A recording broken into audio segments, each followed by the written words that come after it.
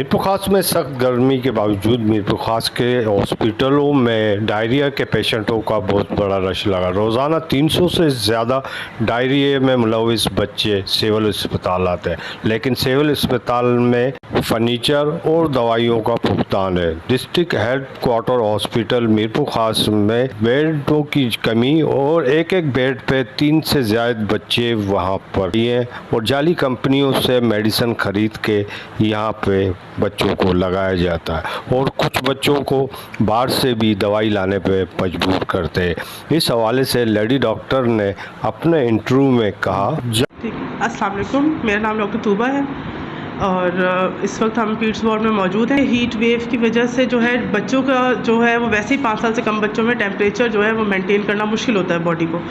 तो जब गर्मी होती है तो फिर टेम्परेचर राइज़ बहुत ज़्यादा होता है। इस चीज़ में जब बड़े सफ़र कर रहे हैं तो आप सोचें कि बच्चे भी कर रहे हैं, तो बेहतर तो यही है कि बच्चे बेवजह घर से बाहर निकले नहीं। दूसरा ये है कि पानी का इस्तेमाल ज़्यादा से ज़्यादा करें, या फिर सिर्फ सादा पानी नहीं, उससे ज़्यादा बेहतर है कि ORS या किसी और नीमकोल की फॉर्म में इस्तेमाल करें। उससे ये होगा कि एब्जॉर्ब ज़्यादा होगा, जज़्ब ज़्यादा होगा बॉडी में, तो ज़ाया होने के भी चांसेस कम होंगे और उस तरह से उसको गर्मी भी बॉडी को कम महसूस होगी। जबकि यहाँ पे की शरह में भी इजाफा हो रहा है। 20 से ज़्यादा बच्चे जो है मौत के आगोश में गए। दूसरी जानिब डॉक्टर का कहना है कि 300 से ज़्यादा रोज़ यहाँ पर OPD आती है। कैमरामैन हसनैन रज़ा के साथ असलम बलोच, वश न्यूज़, मीरपुर खास।